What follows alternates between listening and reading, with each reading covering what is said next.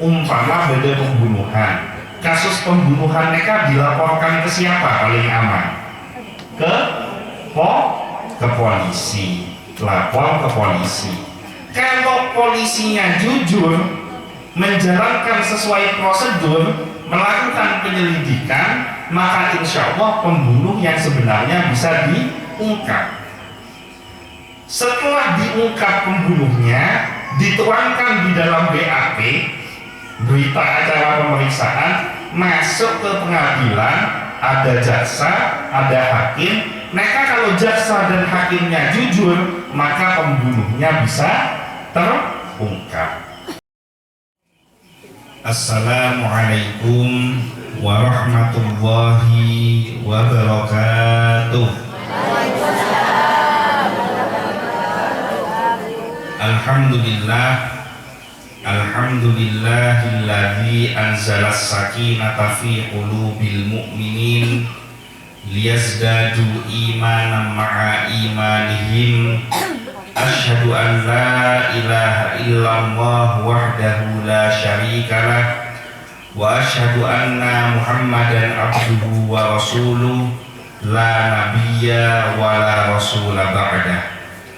Allahumma sholli wa sallim ala sayyidina Muhammad al-fatih lima ughliqa wal khatimi lima sabaqa nasiril haqqi bil haqqi wal hadi ila siratikal mustaqim wa ala alihi haqqa qadrihi wa miqdarihil azim.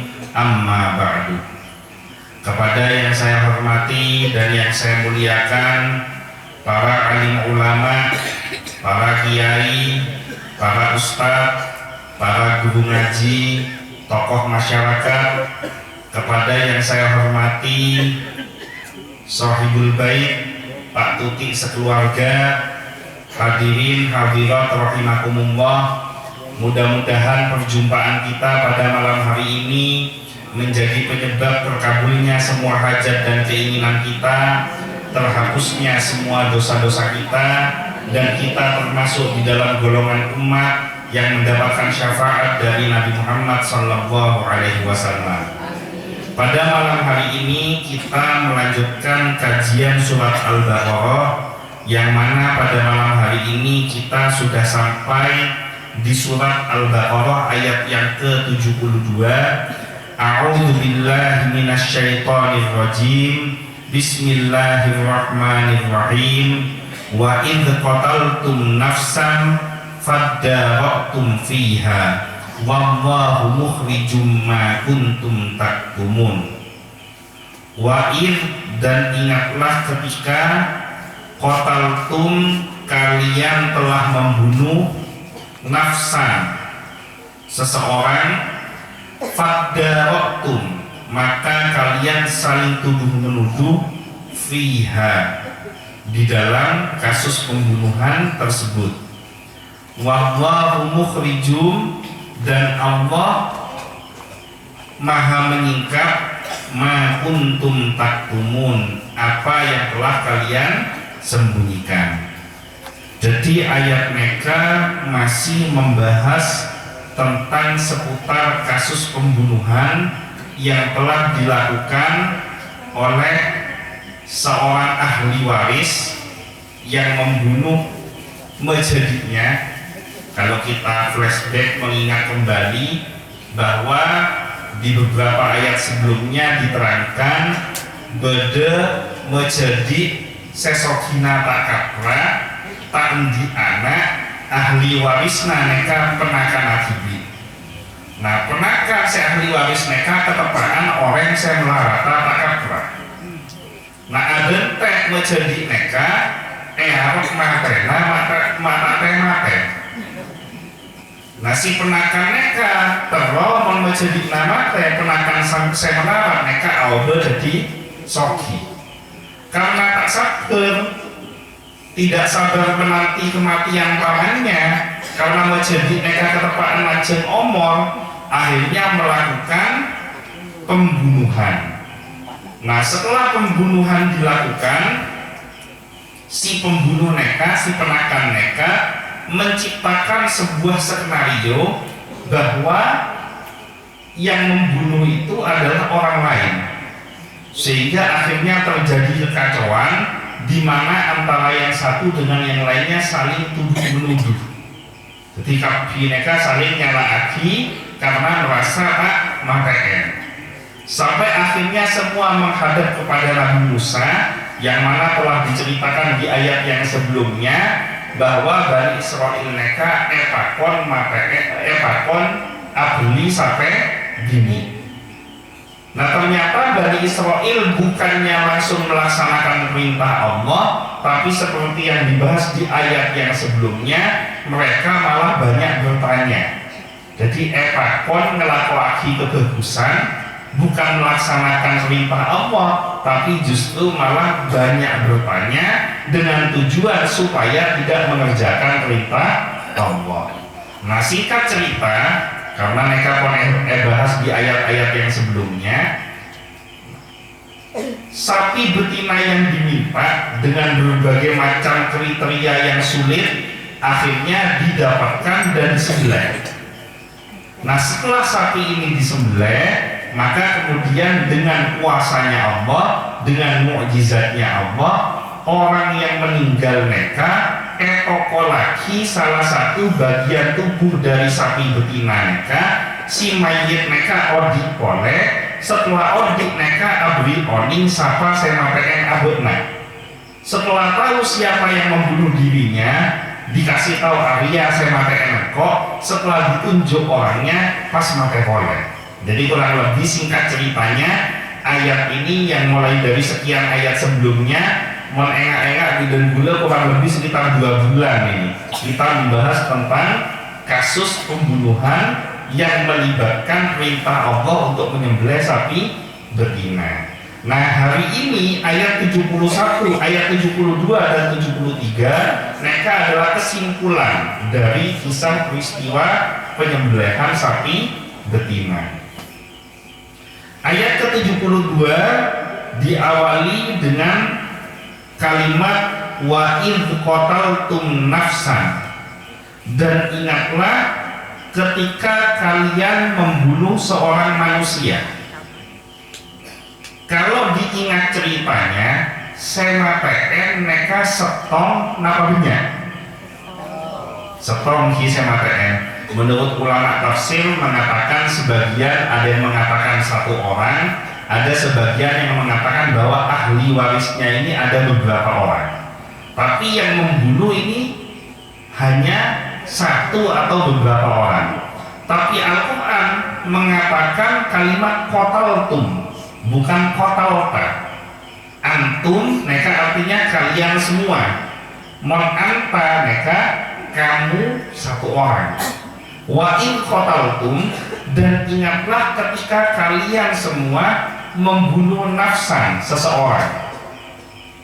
Nah, ayat mereka diturunkan pada waktu Nabi Shallallahu Alaihi Wasallam sudah ada di Madinah, dan kalimat ini ditujukan disampaikan kepada kaum Yahudi yang tinggal di Madinah. Salah satunya adalah Yahudi Bani Qainuqa, yang mana Yahudi Bani Qainuqa ini nenek moyangnya adalah Bani Israil yang hidup pada zaman Nabi Musa, yang di dalam peristiwa pembunuhan yang akhirnya turun perintah Allah untuk menyembelih sapi betina. Nah, kalimat wa idh qataltum, kenapa Allah mengatakan kalian semuanya bukan hanya satu orang? Karena mereka pembelajaran untuk kita semua. Ketika ada seseorang yang melakukan kesalahan, maka seakan-akan dia telah menimpakan kesalahan itu kepada orang sekeluarganya, bahkan orang sekampungnya. Umpama mereka empian mangkat ke Jember atau ke pendopo, mangkat ke pendopona Pak Bupati. Masing-masing desa beda perwakilan sepengoreng, salah satunya Pucanganom. Setelah acara di pendopo disuguhkan teran, ada makanan, maka masing-masing perwakilan desa ini makan. Tepat orang Pucanganom pengakan merah.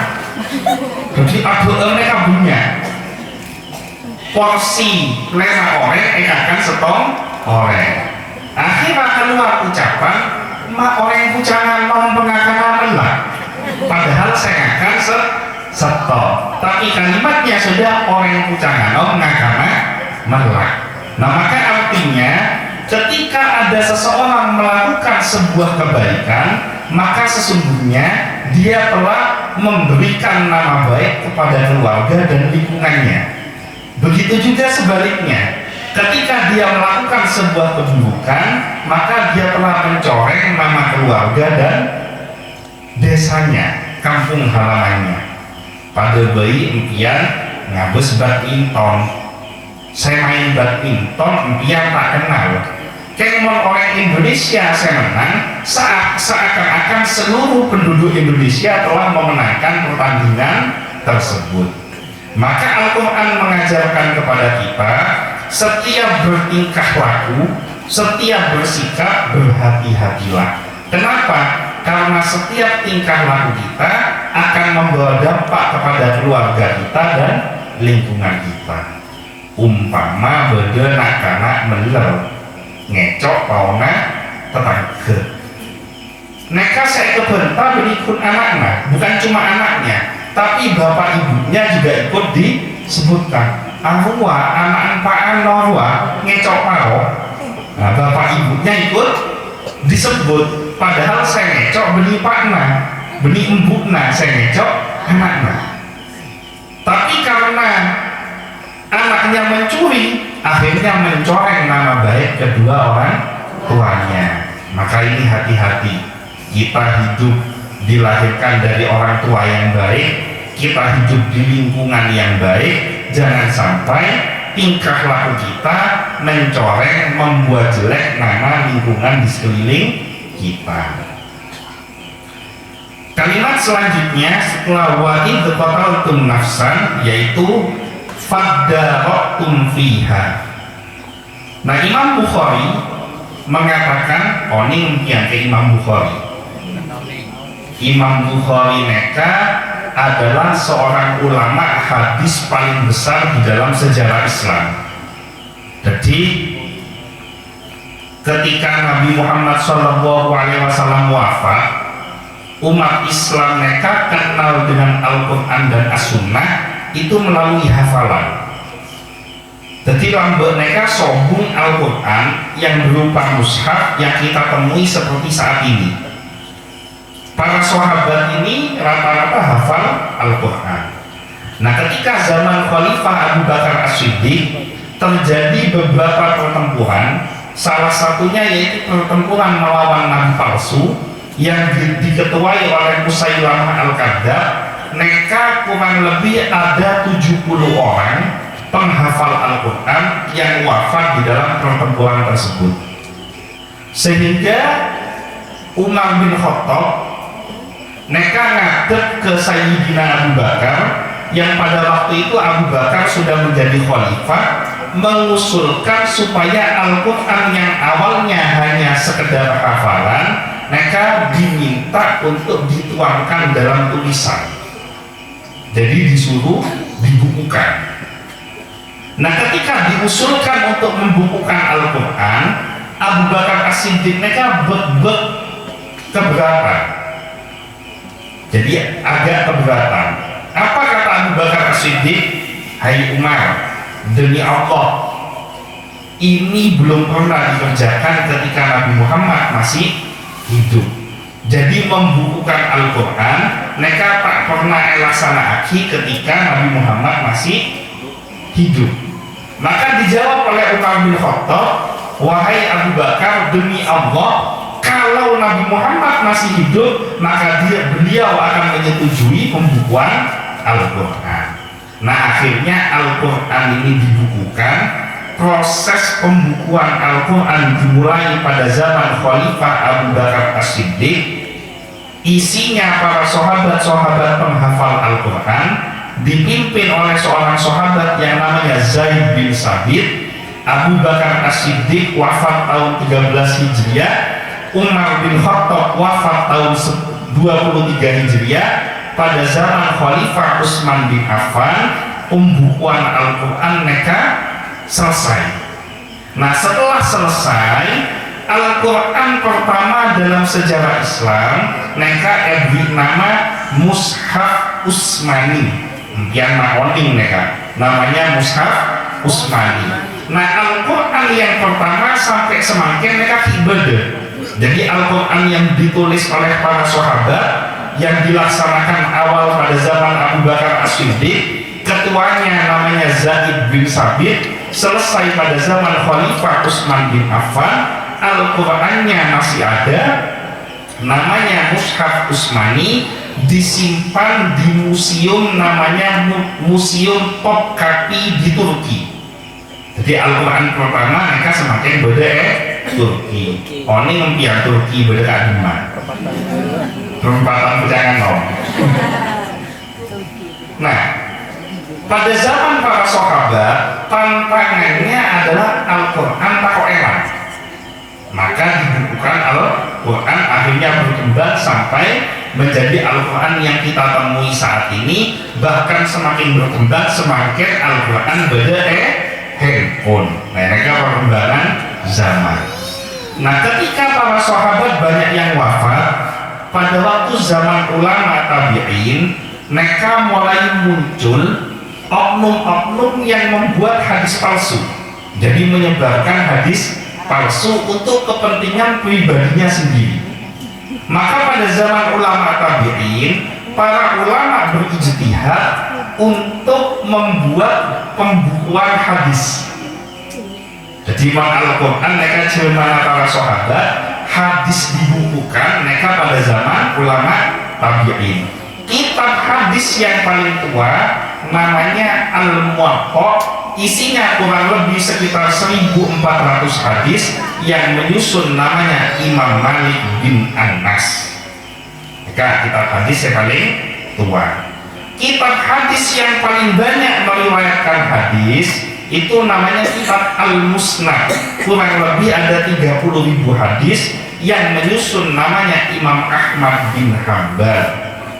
Kitab hadis yang paling sahih namanya Sahih Bukhari yang menyusun namanya Imam Bukhari. Insya Allah mau etanya boleh sokong saya enggak ya.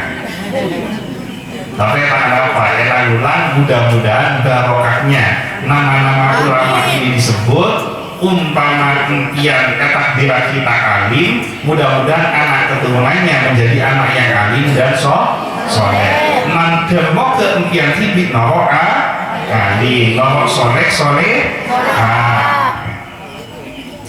Imam Bukhari mengatakan bahwa iddaroktum fiha artinya kalian berselisih pendapat mengenai pembunuhnya.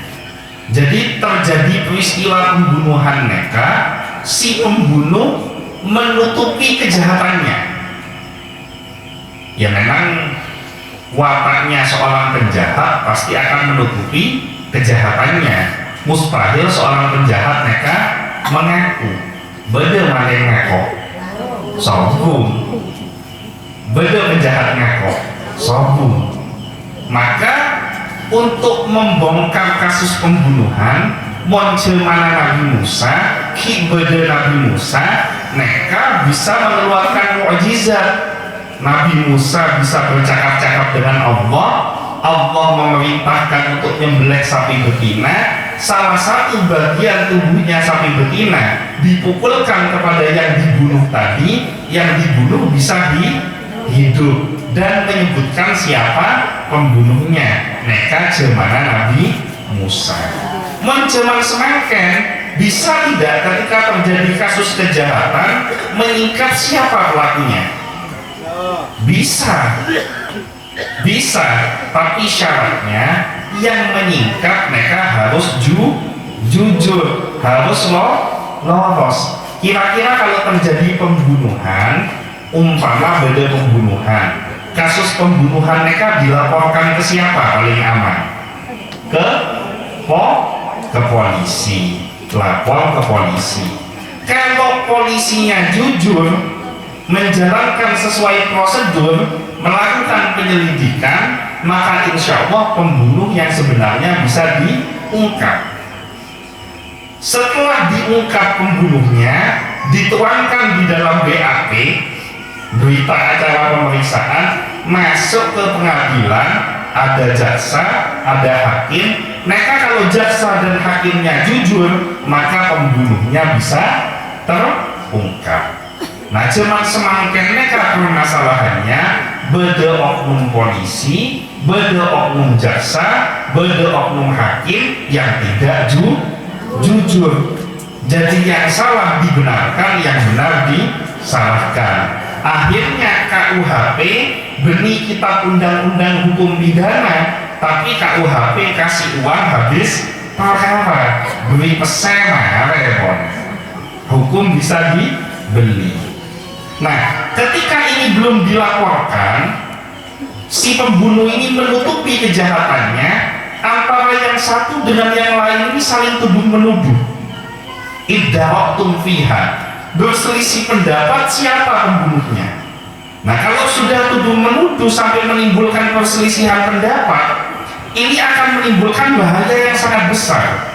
Kenapa? Karena akan terjadi perpecahan, sehingga akan terjadi perperangan antara satu dan yang lainnya. Maka si pembunuh tidak diketahui siapa pembunuhnya, justru malah akan banyak orang-orang yang mati gara-gara perselisihan pendapat tersebut. Hal yang sama dikatakan oleh Mujahid di dalam riwayat yang diketengahkan oleh Ibnu Abi Hatim dari ayahnya, dari Abu Hudzaifah, dari Shibl, dari Ibnu Abu Lujaid, dari Mujahid, yang mengatakan sehubungan dengan firman-Nya, wa idh qataltum nafsan faddara'tum fiha, artinya kalian berselisih pendapat mengenai siapa pembunuhnya. Jadi kalau dua pendapat ulama sebelumnya ada perselisihan pendapat. Makna perselisihan mereka apa? Pendapat apa? Pada. Nah, karena pendapatnya tak pada, akhirnya muncul perselisihan. Nah, perselisihan mereka memicu situasi menjadi panas. Yang kurang lebih pada yang beri impian pilihan tertinggi. Dan terjadi perselisihan pendapat. Yang satu mendukung nomor satu, yang satu mendukung nomor dua. Menurut pendukung nomor setong saya bagus. Menurut pendukung nomor dua saya bagus. Karena pendapat anak pada, akhirnya terjadi perselisihan. Akhirnya tretan di tretan taknya apa. Menjadi di penakan taknya apa. Anak di orang tua taknya apa. Karena tak ada. Nah, jadi perselisihan itu bahaya. Perselisihan kalau tidak disikapi dengan kebijaksanaan akan menciptakan situasi menjadi panas. Al-Khurasani dan Ad-Dahak mengatakan bahwa iddarokum fiha artinya ikhtasantu fiha, yakni bertengkar mengenai siapa pembunuhnya. Nah, ini lebih spesifik lagi. Kalau dua ulama sebelumnya mengatakan hanya berselisih pendapat, nah yang berikutnya asoker, bertengkar antara yang satu dengan yang lainnya. Kalau cuma berselisih pendapat kan paling cuma hanya menyampaikan sindiran-sindiran sepak nyaman. Nah, ini namanya berselisih pendapat. Tapi mau asoker ini bukan menyindir lagi, mulai tak apa. Jadi mau beda hajatan, beda pengajian, yang melaksanakan pengajiannya pendukung nomor satu, pendukung nomor dua, tak yojeng. Tekan ketanggana hidup. Beda apa sombongnya kak Dito? Banyak apa sonik? Mana serembian? Urusan masalah petinggi malah bermusuhan. Saya menang malah menang, saya kalah malah kalah, malah repot tembian. Nah, pertengkaran ini berbahaya. Kenapa? Karena ketika sesama tetangga asoker, antara yang satu dengan yang lainnya mereka saling bertengkar, muncul hati yang jengkel, muncul kebencian, maka rahmat Allah ini ditahan. Jadi yang ada itu kemurkaan Allah. Bisa jadi sebuah desa kesulitan mencari rezeki, ekonominya sulit, bukan karena tidak ada rezekinya, bukan karena tidak ada pekerjaannya, tapi antara yang satu dengan yang lainnya saling bermusuhan. Padahal empian umpama teronamoy pas tepat bungkos yang seperti mereka laki bini atau kar empian kira-kira sungkan atau tidak untuk masuk ke dalam rumah tersebut. Sungkan kan? Kenapa? Bagaimana sengkahi sengkak untuk masuk ke dalam rumah tersebut karena beda saya asoker. Pada malaikat pembagi rezeki maka tak kepucangan nom orang yang pucangan nom tahu beri rizki. Nah karena malaikat pelean potenggi pas asoker sengka malaikat nekasnya berat karena amosoan. Nah akhirnya harusnya mendapat rezeki jadi batal mendapatkan rezeki karena pertengkaran antara yang satu dengan yang lainnya. Maka orang yang cerdas adalah orang yang menghindari pertengkaran. Jadi sebisa mungkin empian asoker. Umpama kalau musuhnya beli musuh, umpama teretana apa tetanggana tepat saya megeli pesabar. Kenapa? Orang yang sabar pasti akan disayang Allah. Kan innallah ma'as sholihin. Paling gampang bertasabar mereka ngelakoni sih melarat, tapi hindari pertengkaran. Orang yang bisa menghindari pertengkaran, atau umpama kalau sudah terjadi pertengkaran, wasulhu khair, mulailah untuk mengawali perdamaian terlebih dahulu. Jadi umpama masalah kemarin pelean tinggi tak pada pelean pas entian ecak kocaen saya cak ngocaen eka atau jajan mon pak puncak ngocaen atau wabuatan mon ki pak puncak ngocaen pegena beda deeran beda wabuatan beri kempeng mas mon pak pun tak bisa menangkan kempeng mereka beda kota beda kaki mas. Jadi hindari pertengkaran itu dihindari. Nah, Bani Israil ini salah satu penyebab kenapa murka Allah turun kepada Bani Israil karena mereka senantiasa bertengkar antara yang satu dengan yang lainnya, berselisih pendapat sehingga memicu pertengkaran. Sehubungan dengan firman-Nya ini, Ibnu Jurayj mengatakan bahwa sebagian dari mereka terhadap sebagian yang lain saling mengatakan kalianlah yang membunuhnya, yakni saling tuduh. Hal yang sama dikatakan pula oleh Abdurrahman ibnu Zaid ibnu Aslam. Jadi fa'darotum fiha itu maksudnya saling tuduh menuduh. Jangan-jangan kamu pembunuhnya, jangan-jangan kamu pembunuhnya. Kalau misalkan si pembunuh mau mengakuinya, maka terjadi peristiwa tuduh menuduh ini nggak ada. Sombong peristiwa tuduh menuduh kalau saya PM mereka langsung ngakok. Tapi yang jadi masalah si pembunuh malah ikut menuduh. Jadi mereka maling teriak maling. Abot nase ngecok, keng abot nase akwa, woi bodoh maling. Padahal abot nase ngecok. Nah sama si pembunuh ini dirinya yang membunuh, tapi dia menuduh orang lain telah melakukan pembunuhan. Jadi faddarotum fiha saling tuduh menuduh. Nah ada ulama tafsir mengatakan faddarotum fiha itu arti yang sebenarnya melepaskan diri dari tuduhan. Jadi kalau yang kalimat ini mengatakan kalian membunuhnya, ada ulama tafsir yang mengatakan bukan saya pembunuhnya, bukan saya pembunuhnya. Nah karena semua mengatakan bukan saya, maka terjadi kekacauan yang sangat berat di dalam lingkungan tersebut. Jadi yang bisa bayangkan kalau terjadi peristiwa pembunuhan semangken, naudzubillah, terjadi peristiwa pembunuhan semangken antara yang satu dengan yang lain saling tuduh menuduh, kemudian yang dituduh menolak atau menyangkal mengatakan bukan saya, sehingga akhirnya muncul ketegangan. Mereka kan situasi kan berbahaya. Kenapa? Karena antara yang satu dengan yang lainnya berusaha untuk membuktikan bahwa dirinya bukan pembunuh. Satu. Kedua, hukum kisos pembunuhan dari zaman Nabi Musa sampai semangken, mereka pada siapa yang membunuh maka dia harus dibunuh. Hutang nyawa dibayar nyawa. Mereka kalau hukum kisos. Nah, bayangkan kalau seumpama pembunuhnya tidak diketahui, kemudian kesalahan pembunuhan ini ditimpakan kepada satu kampung, berarti kan satu kampung ini harus dihukum mati. Nah, mereka kan bahaya. Mungkin bayang lagi umpama pucang ngomong segeje hukum mati. Saya dikun kare membina. Nah, maka ini berbahaya.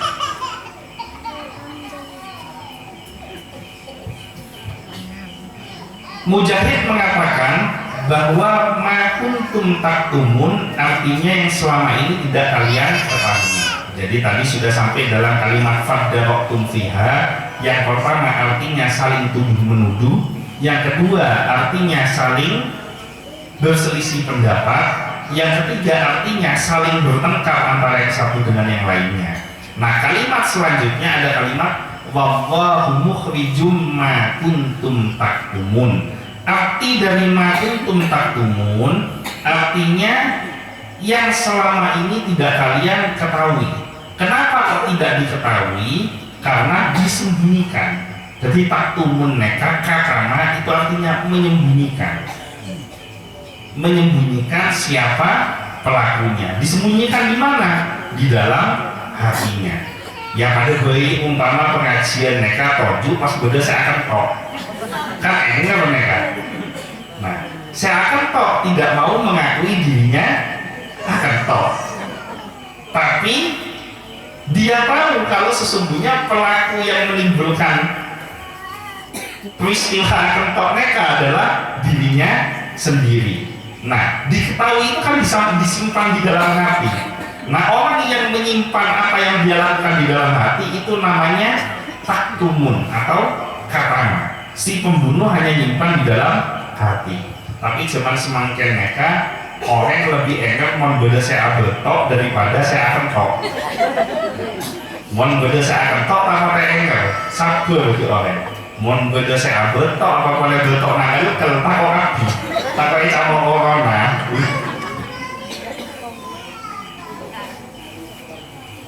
Ibnu Abi Hatim meriwayatkan telah menceritakan kepada kami Amroh ibnu Aslam al-Basri, telah menceritakan kepada kami Muhammad ibnu Tufail al-Abdi, telah menceritakan kepada kami Sodakoh ibnu Rustum yang mengatakan bahwa ia pernah mendengar Al-Musayyab ibnu Rafi' mengatakan tidak sekali-kali seseorang melakukan suatu amal kebaikan di 7 rumah melainkan Allah akan menampakkannya, dan tidak sekali-kali seseorang melakukan suatu amal keburukan di 7 rumah melainkan Allah akan menampakkannya. Jadi ayat wallahu mukhrijum ma kuntum taktumun itu maksudnya menerangkan bahwa siapa yang berbuat kebaikan walaupun kebaikan itu ditutupi, cuman semakin berperang mereka. Orang kalau melakukan kebaikan biasanya pengumuman, beri engkau yang nyompeng. Nah, ini pengumuman sudah. Beri engkau yang abantu. Nah, ini pengumuman. Nah, siapa yang menutupi kebaikannya, dia melakukan kebaikan tapi ditutupi kebaikannya, maka Allah yang akan menampakkan kebaikan yang dia lakukan. Jadi yang tak usah halu. Ketika melakukan perbuatan baik ini tidak usah pengumuman, insya Allah akan menampakkan kebaikannya. Bisa ditampakkan ketika dia masih hidup dan bisa ditampakkan ketika dia sudah meninggal. Kan sekut mereka. Beda orang ketika kiodi biasa-biasa saja. perasaan tidak ada bedanya dengan orang yang lainnya.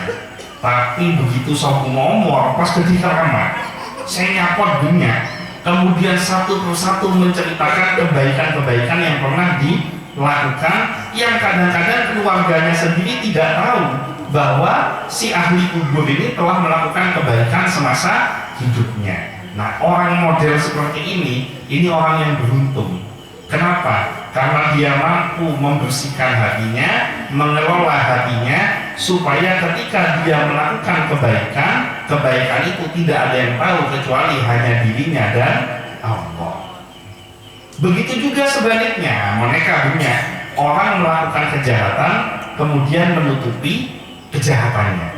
Orang melakukan kesalahan menutupi kesalahannya. Mereka sebenarnya kalau melakukan kebaikan biasanya pengumuman, kalau melakukan kesalahan biasanya ditutupi. Siapa yang melakukan kesalahan, siapa yang melakukan kejahatan, pasti akan ditampakkan oleh Allah kejahatan yang pernah dia lakukan, walaupun dia pandai untuk menutupinya.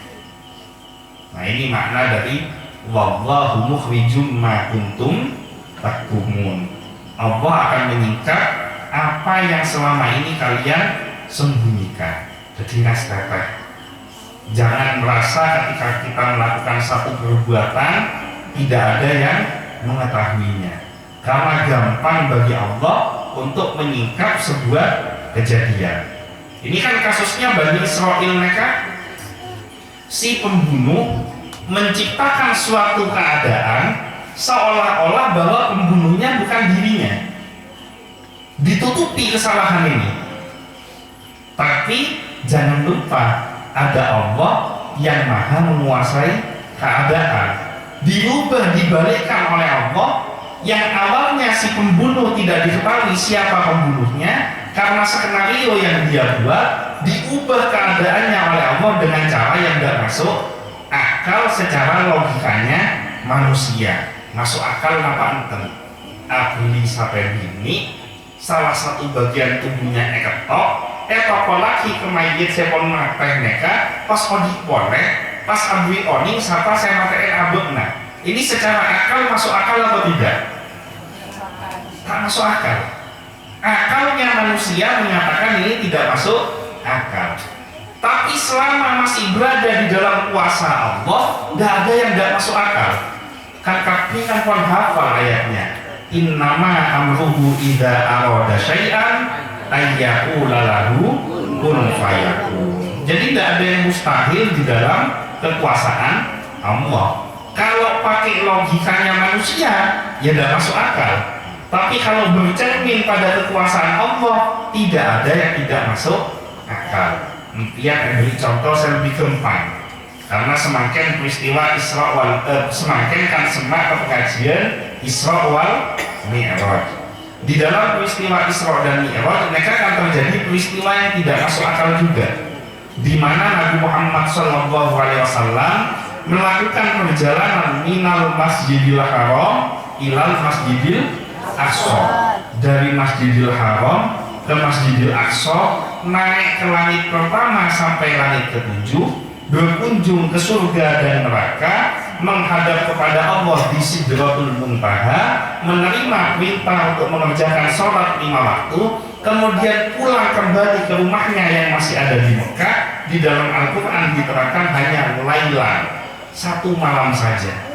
Bahkan menurut ulama diterangkan saking cepatnya proses waktu Isra dan Mi'raj mereka, ketedungan Rasulullah mereka diangat.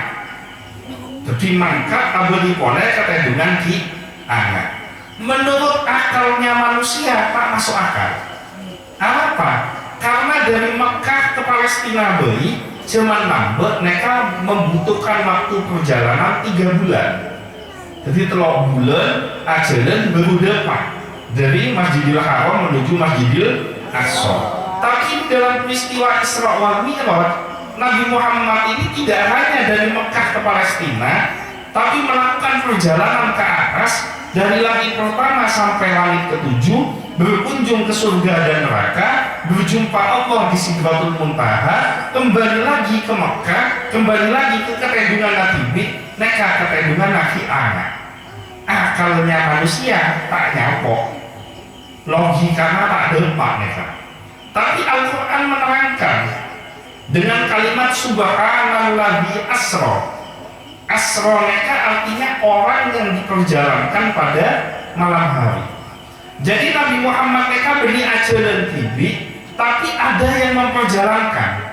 Karena diperjalankan, maka Rasulullah berada di dalam kekuasaan yang menjalankan.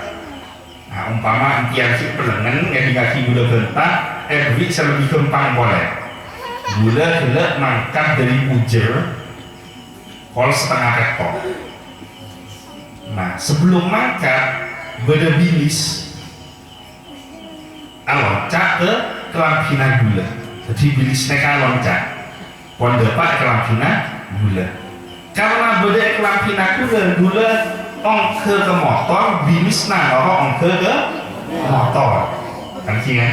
Ongke ke mobil, naro ongke ke mobil. Gula mangkat ke pucangan, bilis naro mangkat ke pucang. Gula pengajian bisa naro ngaji.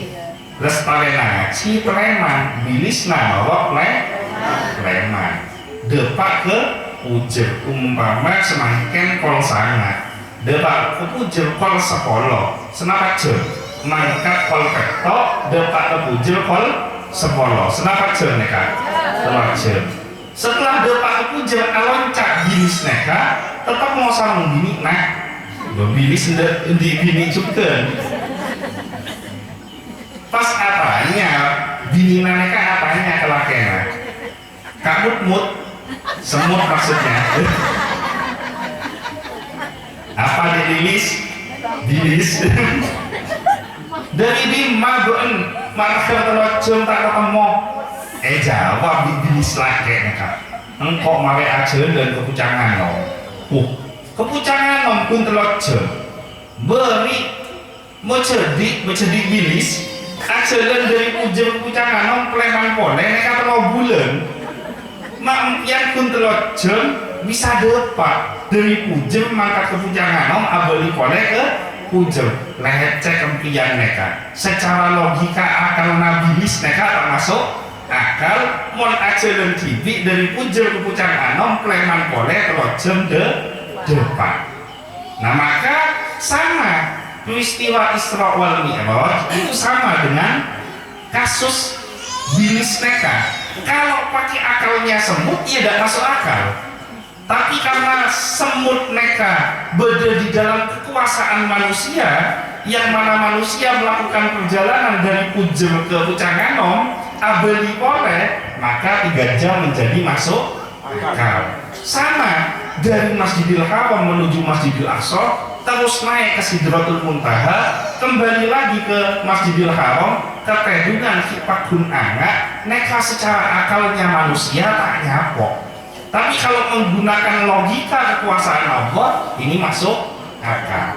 Sama peristiwa pembunuhan ini, nyembelih sapi betina, kemudian salah satu bagian tubuhnya dipukulkan ke orang yang sudah mati. Saya odi boleh abdi oning siapa pelaku sebenarnya, akal manusia tak nyapok. Tapi kalau masih di dalam logika kekuasaan Allah, maka ini tetap masuk akal. Jadi kesimpulannya ayat yang ke-72 mengajarkan kepada kita bahwa sebisa mungkin kalau kita melakukan sebuah kebaikan, tutuplah kebaikan yang kita lakukan, biarlah hanya diri kita dan Allah yang mengetahui. Yang menyombong kita usah ngerenger, nyombong pengumuman, mon beda sepapan masjid langsung agaya, monta lagi pesel, saya monta lagi mon apa munyi karena kelincingan. Salah cercer pengumuman, mereka kan tak cocok. Mulai dari teknik ke masjid nyombong 1000, ki SD nyombong 1000, onggo ke SMP pagun 1000, SMA pagun 1000, salah jadi jai pagun 1000, sudah jadi 4 tetap 1000. Pengumuman boleh diumumkan, kok dia nyombong sepon nih enggak. Jadi ditutupi, setiap kebaikan itu ditutupi, biarkan Allah yang menampakkan kebaikan tersebut. Dan kalau Allah yang menampakkan kebaikan dari apa yang kita lakukan, cara Allah menampakkan kebaikan itu sangat luar biasa. Bukan hanya diri kita yang dimuliakan, tapi anak turunan kita akan dimuliakan oleh Allah. Begitu juga sebaliknya. Kalau melakukan kesalahan atau kekeliruan, jangan ditutup-tutupi. Orang yang secara kesatria mau mengakui kesalahannya, maka dia adalah orang yang mulia. Jadi impian menguji salah, mereka jangan ditutupi. Kalau bisa secepatnya meminta maaf kepada orang yang dizalimi. Karena tidak akan sedikit pun berkurang kemuliaan seseorang ketika dia mau meminta maaf kepada orang yang dia zalimi akibat dari kesalahan yang dia lakukan. Justru tidak terhormat kalau orang punya kesalahan menutupi kesalahannya dan melakukan berbagai cara supaya kesalahannya tidak diketahui. Apa boleh sampai lecek, orang monpon lecek, neka jenabi jendunya kebohongan yang diperbuat. Lecek sekali, maka dia akan melakukan kebohongan yang kedua untuk menutupi kebohongan yang pertama. Jangan menciptakan situasi untuk menutupi kesalahannya, karena Allah yang akan membuka kesalahan tersebut. Lain lake pleman kebungkona etanya sama saya ini dari dimana dari alakoh. Padahal di bungkoannya lengkap di esena terguna almarhum Ki As'ad. Neka pak gula saya bener gula. Jadi Ki As'ad neka pernah ada bu cong been ria. Maaf neka terguna Ki As'ad beli terguna gula di been ria. Monteropen terlecek kepingin jadi pembohong profesional abini juga. Orang maupun abini juga biasa mereka penter lecek kiai umpama di bini dua mak nyai saya sekolah nanya maka tak kadima entar ke pengajian tak tahu dah maka ke sengode. Nah setelah preman dari sengode karena takut ketahuan pulang dari yang muda mangkat ke berung atau berkat preman kesetua mereka berkata dari pengajian semalam dua malam telur malam mak nyai saya sepo curiga hari aku cuma bernama mak gun pak gun mak jejen ria mak sombong saya obe karena dia enak tak pengalaman mereka saya laki saya bini pada saya laki ala kopon melawat di pesek esabe celengan mak jen api peseneka jen berkurang apa ini akan saya bini mak peseneka bisa berkurang tak oning gula mak bisa berkurang padahal saya bini agak celengan aja. Nah orang-orang yang suka bohong seperti ini itu akan ditampakkan oleh Allah kebohongannya. Suami yang suka bohongi istri mereka jadi ngaji saya laki suami yang suka membohongi istri Allah akan menampakkan kebohongan yang dia lakukan kepada istrinya. Begitu juga sebaliknya, istri yang suka ngakali suaminya, suka ngebohongi suaminya, maka akan ditampakkan kebohongan yang dia lakukan. Itu yang dimaksud wallahu mukhrijun ma kuntum taktumun. Maka selake umpama kalau abini tahu saat nyetek abele saya gini langsung mohon bengal saya bini juga seneka mohon terlalu ngalak pesen minta pesen abele saya lake cetek ngetek ngecok pas nyaut saya bini masalahnya laki gula tak pada Ustaz tambah dede mah cewek salah laki gula Neka tiap beri dalil di bulan. Neka yang gini sendi lake apa sendi lake saya cerai. Neka beda dalil lah. Suatu saat ada seorang wanita menghadap kepada Rasulullah, ya Rasulullah, saya punya suami pelit sekali, berbicara. Bahkan untuk kebutuhan hidup, kebenaran terus, untuk yang dimakan sekeluarga, ini tidak dikasih.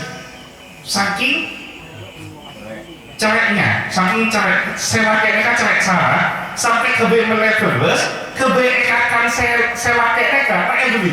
Mereka kan cerek sarah. Nah, apa yang harus saya lakukan ya Rasulullah? Bolehkah saya mengambil uang suami saya tanpa seizin suami saya? Apa jawab Rasulullah? Ambillah. Ini belum titik, mungkin jangan seneng ada. Sama kalau mereka punya kalah kapi. Dihitung dalam 1 bulan atau dalam 1 hari, kebutuhan rumah tangga mereka berapa? Kalau dalam 1 hari cukup 50.000, empian yang boleh ngambil itu maksimal hanya 50.000. Lebih dari 50.000 mereka empian pada lebih ngecok. Nah, jadi nggak boleh ngambil uang suami, mentepak suami namedit dengan catatan uang yang diambil betul-betul untuk kebutuhan hidup sesuai dengan jumlah sehari tahunnya lebih. Karena beda telur atos, saya bertekap tahunnya ya, jadi hanya maksimal. Nanti yang saya pakai cerai, nanti yang tak akan nyaman karena saya masa aki saya bini. Jadi Islam itu menuntut keseimbangan antara suami dan istri. Wan udah tak jen membahas masalah hubungan suami istri lajen boleh kan. Jadi bayi mon beda saya akabi nonsen gula. Jadi ya terang aki lagi. Nah ini kita masuk di dalam tafsir.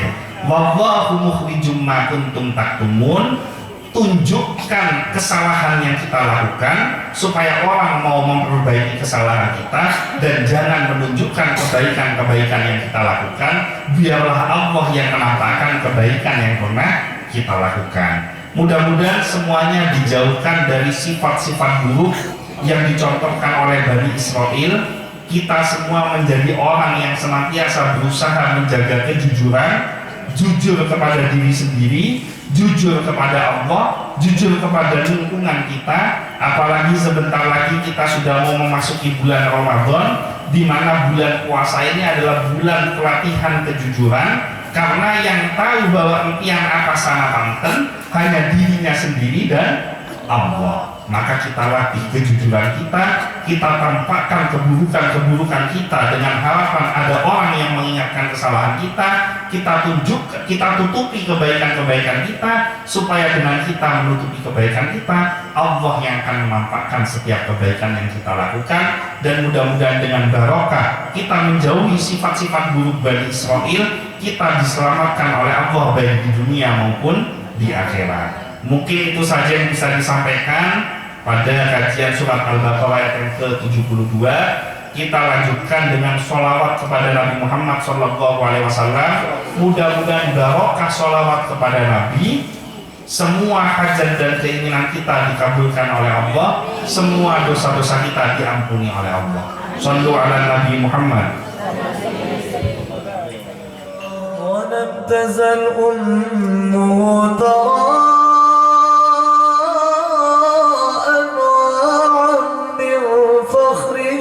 وفضله إلى نهاية تمام حمله، فلما اشتد بها الطلق بإذن رب الخلق وضعت الحبيب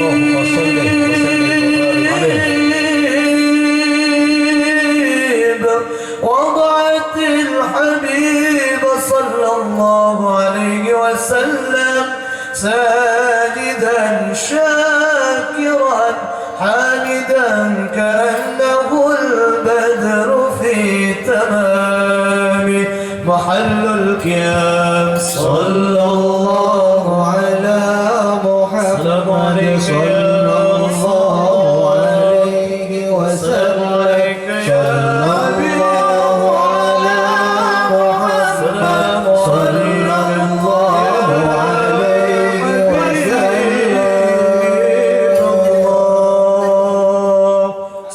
النبي محمد. اللهم صل وسلم وبارك عليه وعلى آله وصحبه. صلى الله على محمد صلى الله عليه وسلم صلى الله على محمد صلى الله عليه وسلم. يا نبي سلام عليك يا رسول سلام عليك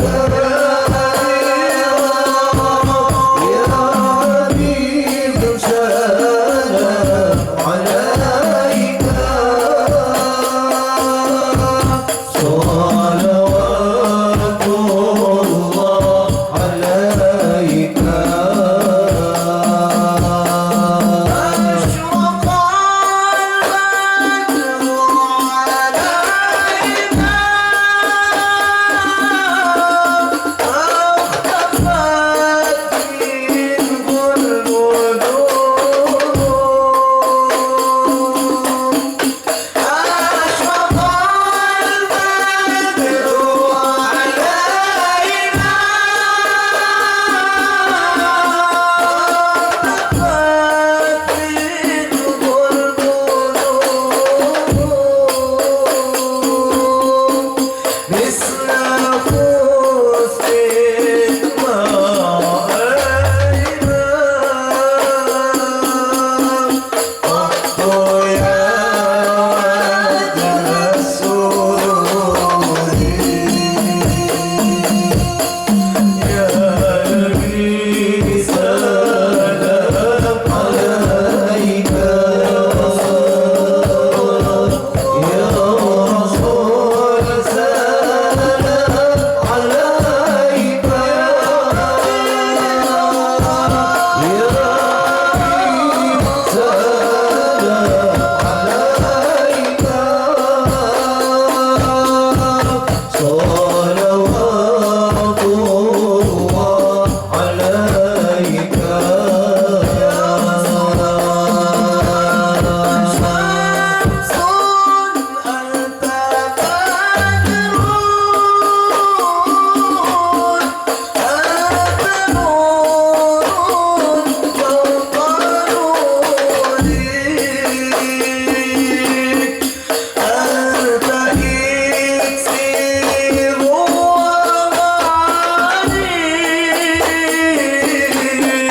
أنت مصباح السرور. يا نبي سلام عليك يا رسول سلام عليك يا حبيب سلام عليك صلوات الله عليك.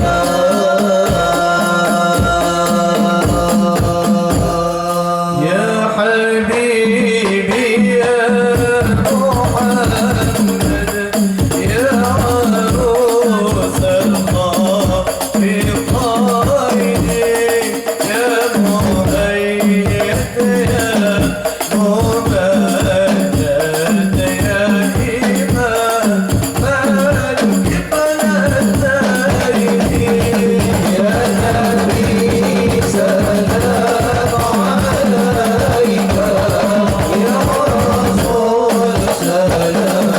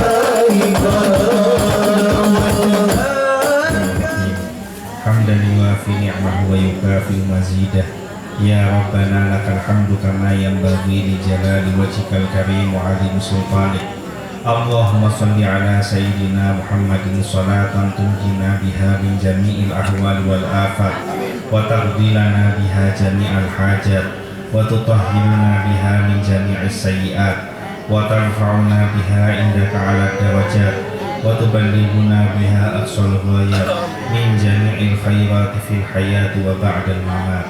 Ya Allah, ya Tuhan kami, terima kasih atas segala nikmat iman dan Islam yang telah Kau anugerahkan kepada kami.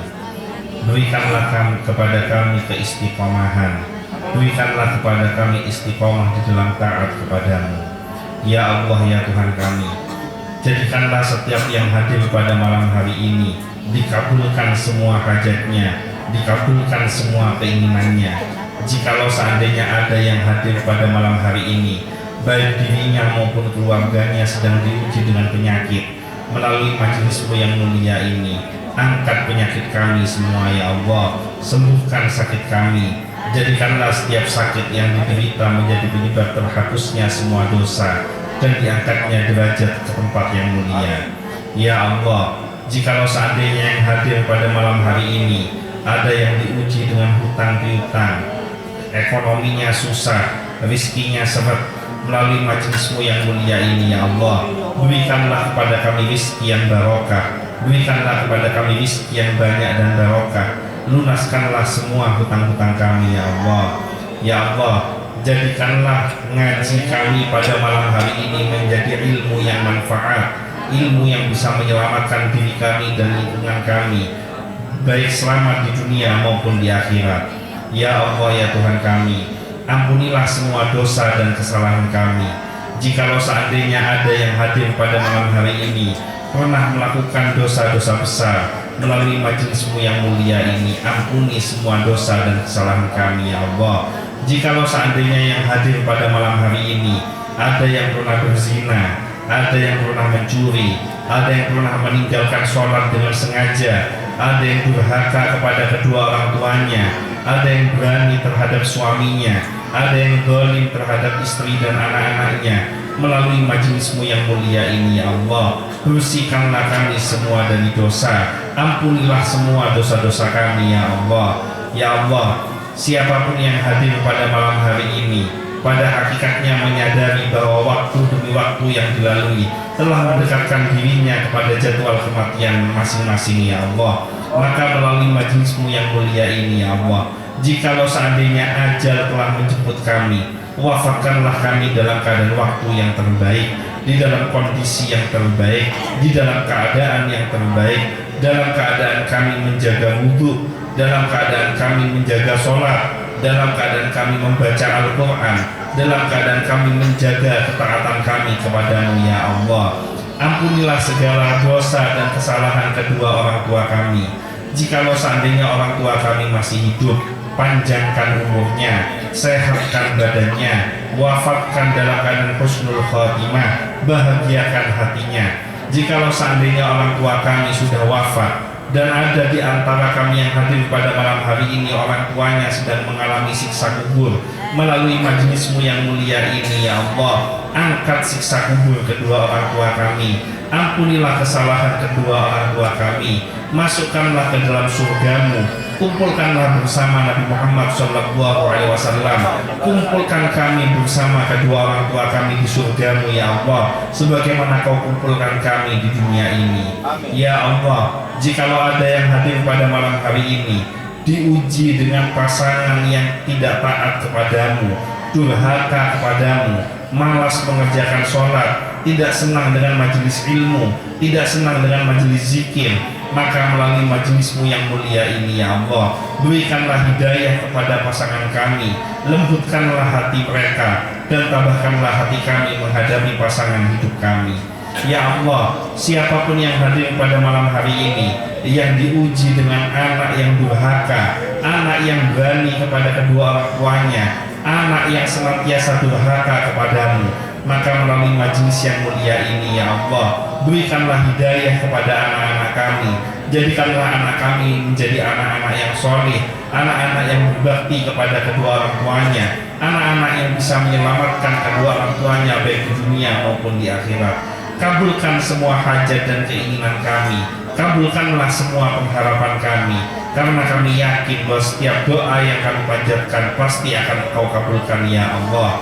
Rabbana hab lana min azwajina wa dzurriyyatina qurrata a'yun waj'alna lil muttaqina imama. Rabbi ij'alni muqimas sholati wa min dzurriyyati rabbana wa taqabbal du'a.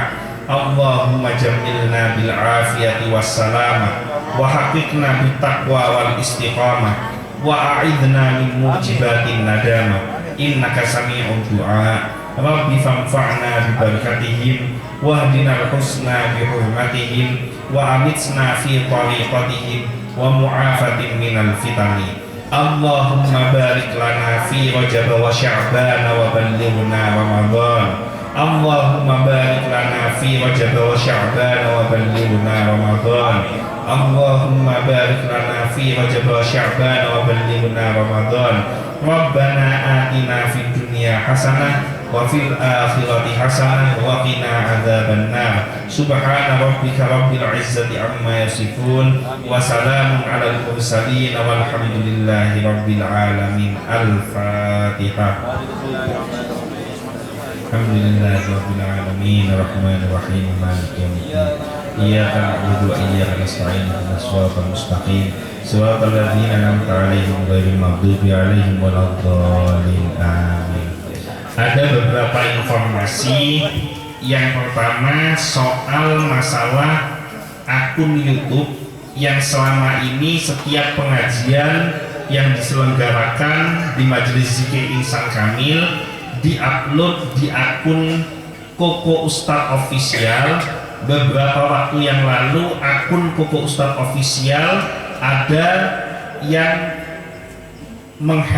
mengambil, jadi akunnya dihack oleh orang yang tidak bertanggung jawab. Jadi akun itu sudah bukan milik Insan Kamil lagi. Jadi seandainya ada yang diposting di akun tersebut, itu di luar dari tanggung jawab saya secara pribadi. Dan untuk akun YouTube yang baru dibuat kurang lebih sekitar seminggu yang lalu, kita kasih nama Ustadz OCH. Jadi setiap pengajian berikutnya akan diupload di akun channel Ustadz OCH. Bagi yang suka nonton YouTube, saya mohon bantuannya untuk di subscribe dan ditonton videonya, karena setiap video yang ditonton itu sama dengan ikut menyumbang pembangunan pondok pesantren Insan Kamil yang insya Allah akan dibangun di Desa Gentong, Kecamatan Taman Krocok. Itu informasi yang pertama. Informasi yang kedua, pengajian 2 minggu yang akan datang adalah pengajian terakhir sebelum bulan Ramadan, karena bulan Ramadan kita libur, jadi 2 minggu lagi penutupan pengajian. Nah, untuk lokasinya saya akan infokan ketika sudah pasti lokasinya di mana. Untuk saat ini belum ada info. Mungkin itu saja yang bisa saya sampaikan. Kurang lebihnya mohon maaf. Wallahul muwaffiq ila aqwamit thoriq. Wabillahi taufiq wal hidayah. Wassalamualaikum warahmatullahi wabarakatuh.